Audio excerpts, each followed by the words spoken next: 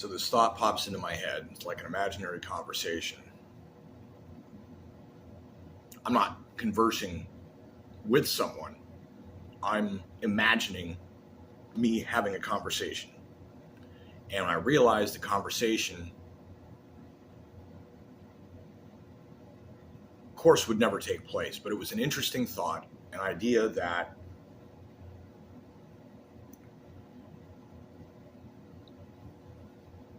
since there are some people who mistakenly see, it's not about who you pray to or how you pray per se, but your entire mentality and worldview, what direction your compass points. So you have people that in their religious adherence are simply following the archontic instruction or staying on the path within the fences or whatever it is that they are inside. And there are people who in their religious and spiritual beliefs walk a path that is moral, and much of it probably conforms to the path provided by the archons. But the truth that they accept and acknowledge is the truth of a truly higher power above the archontic system, above the demiurge. And then there are further, of course, people who do not follow anything resembling the path that the archons of the world have set, of what they call righteous and of what the majority of people in the world believe is righteous or moral, on account of this is the way that the path is. They don't think about who built the path, why it's there, etc. The people that don't necessarily follow the path set by the archons, but are nonetheless moral and righteous, they simply follow the truth of the true higher power.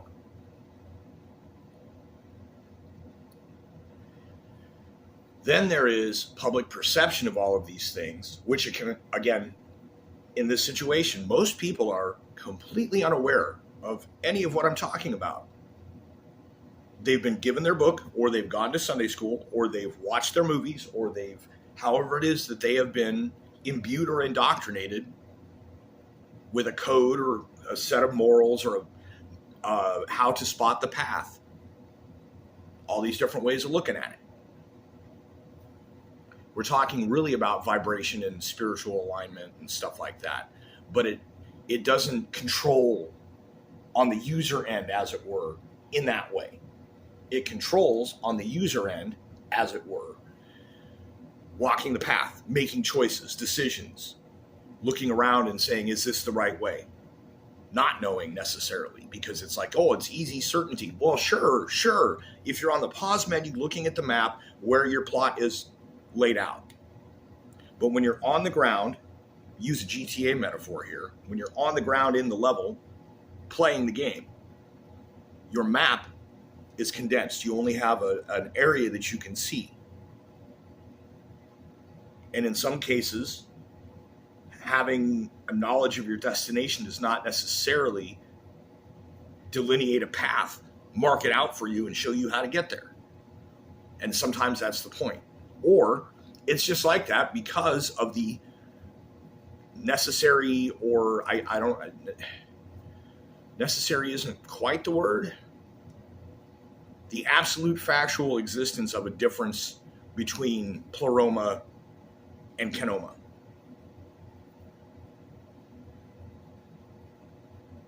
So you've got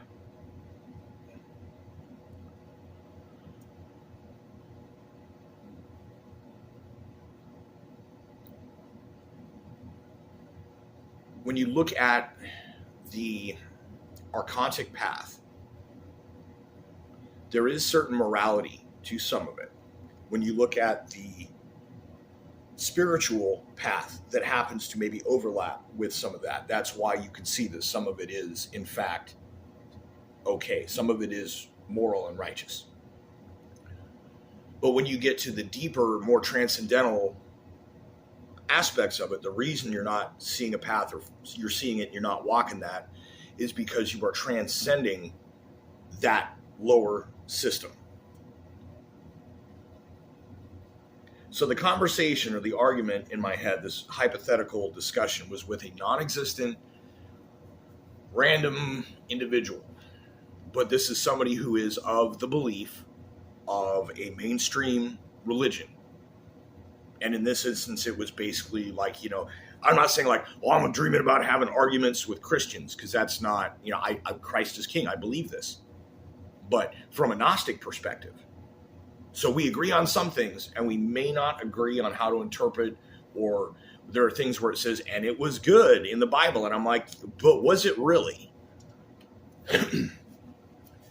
And I'll be straight up about it. In my own explorations, I have some things that I'm still trying to work out. They're not contradictions, but there's a muddling of what, it's like you get the puzzles where it's like 1, 2, 3, 4, 5, and there's lines going into a big tangly mess. And then you have A, B, C, D, E, which leads to which. And in this instance, there comes a point in the middle where either you can't, how do I put it? You can read Genesis as being the creation of all the cosmos. And it makes sense, and it works, mostly. Anywhere that it doesn't is probably something where we don't understand physics, but it definitely seems like there's a, well, okay, no, I guess that's kind of a different tier. Okay, so you can read things like Genesis to mean like the monadic emanation. And it works. But it doesn't explain the creation of people from any type of a logical standpoint. It doesn't explain the physical reality and just people saying, oh, well, it's because God needed to create someone to appreciate the creation. Think about it. Do you hear yourself? Kind of thing. This is the conversation. But the person in the hypothetical conversation was not a dope. In this instance, I believe what was happening was my tulpa, which can be referred to as the kiosk for ease, was assuming the role and using my full intellectual capacity to emulate an actual person in this belief system, to take a look around at it and actually have this as a counterpoint. And what it came to was, you could get into a heated argument where it's like instances in the Old Testament, you have Eliyahu, Elijah having arguments with other priests of Baal, other kings whose wives are pushing them into pagan religions and all this other stuff. And there was these proving contests because he's a prophet or whatever. And there's lots of instances of that. And nowadays, that's actually off the books. It is against the rules to do that. If you are a Christian believer, in any sense, in any way, you take what is in the New Testament to be true or good advice or however it is that you're looking. One of the things is that there have been almost no, call them aberrations or anomalies within the normality of our universe. As far as higher powers go, there are definitely divine interventions and intercessions that you can spot, miracles and such that occur. But there haven't been figures like prophets in that way. And the ones that are false. And it actually just says, beware, because the ones who will make you, if you have the spiritual gifts, you will get visions. If you are a false prophet or a deceiver or an antichrist, in any capacity like that, you would be going around broadcasting these things, saying, behold, look what God showed me. Watch what I can do.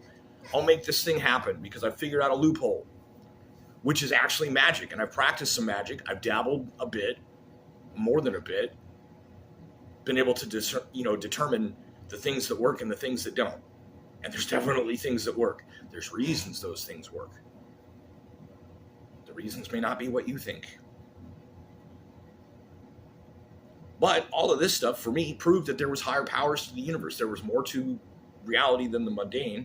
And this ultimately led me to be like, okay, but what is really real of all of this? What is there actually a benevolent or at least neutral higher power? Is Satan really the ruler of allness? Or is there something beyond that we're just being tricked? These are the things, right? And this is what every believer grapples with in this belief system. Not just, there's temptation, but the thing is, you may do something that you think is right, and it turns out that you're enabling or actually causing more harm. See also socialism. But it's like when injection sites and clean needles and we want to stop people from getting AIDS, but you're not. It would be better if you could get the people off the drugs. There's so many less chance of people getting AIDS because they're not, or Hep C, because they're not sharing needles. Because they're not even shooting. If they're not shooting up drugs, there's no need to worry about the needles. But instead, we provide drugs and safe, clean needles and places to do it that aren't as dingy. Fewer abscesses that way. Do you see how backwards that is? That is that negative influence. So the thing is that you have people who are good followers, true believers of the archontic system. They keep themselves in, and they try and keep others in.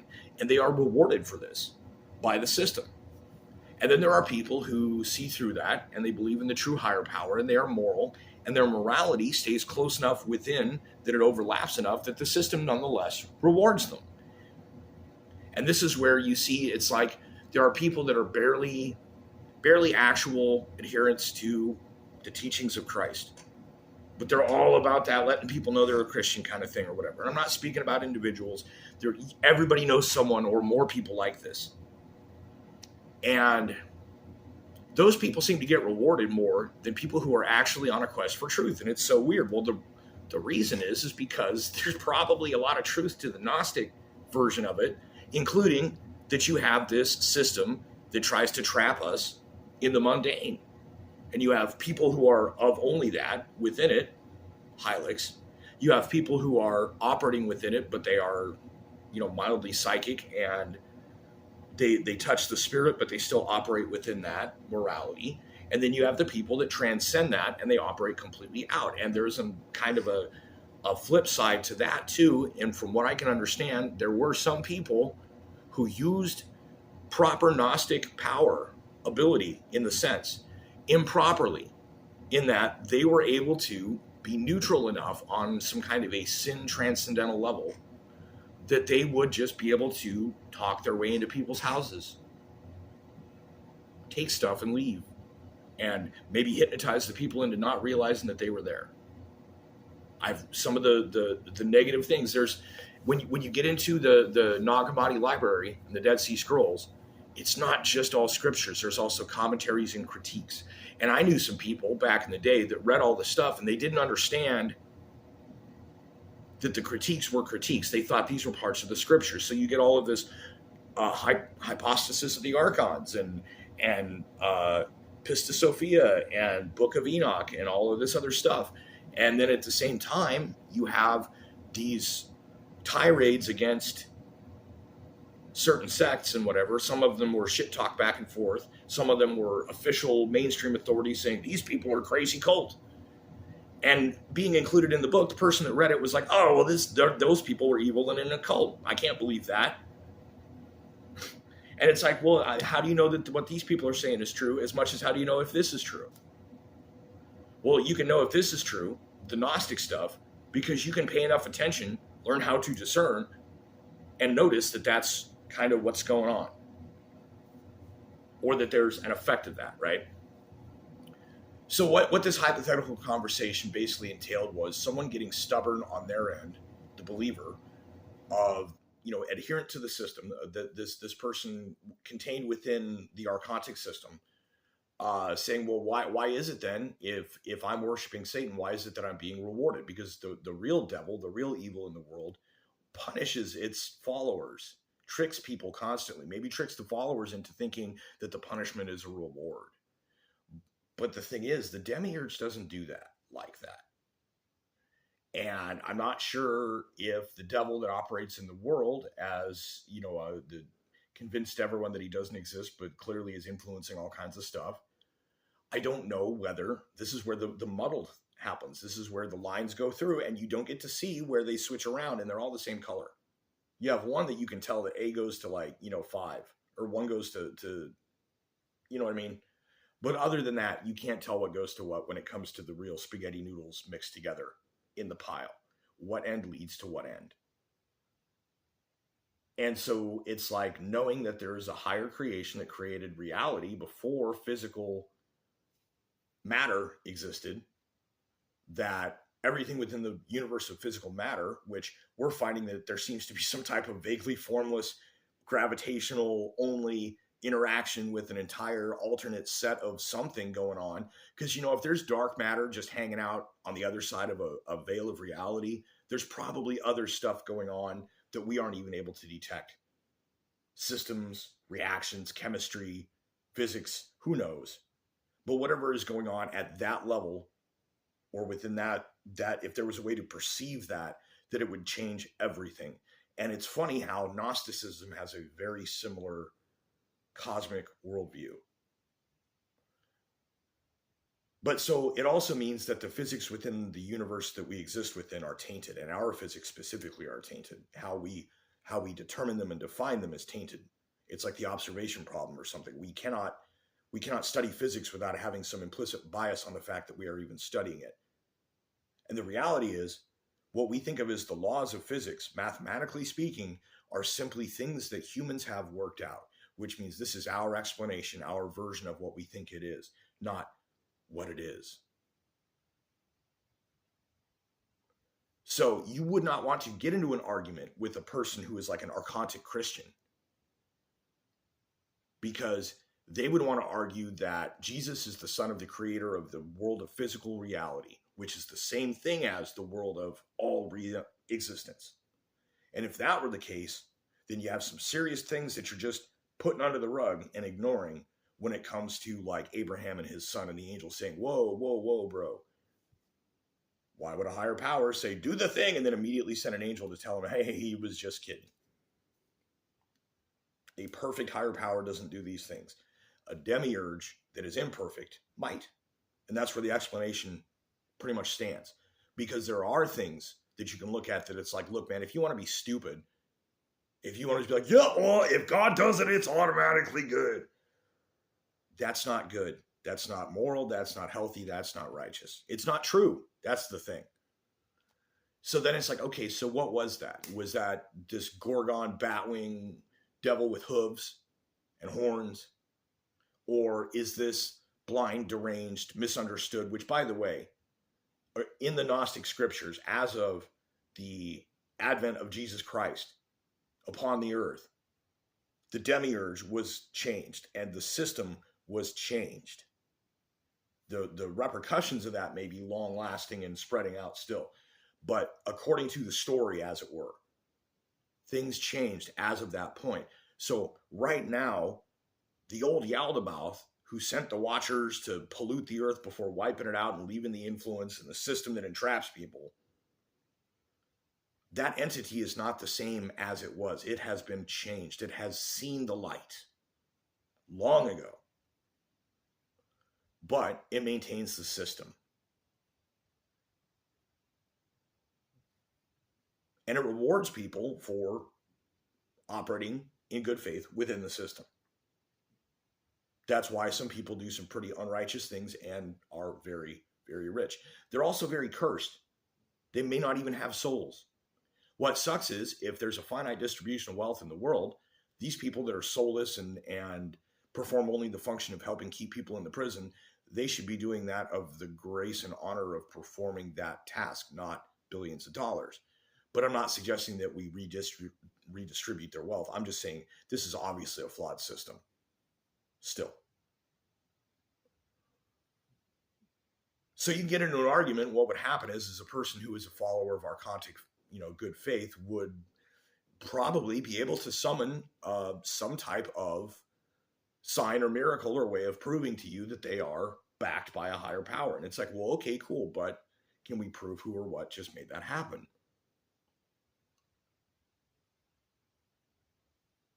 And that's where the hypothetical conversation fell apart, and I realized I needed to make a video. But the specific reason to make the video was not to express this, but to then, after having made this video, do all the things I need to do for a reverse speech analysis and see if anything interesting comes of it.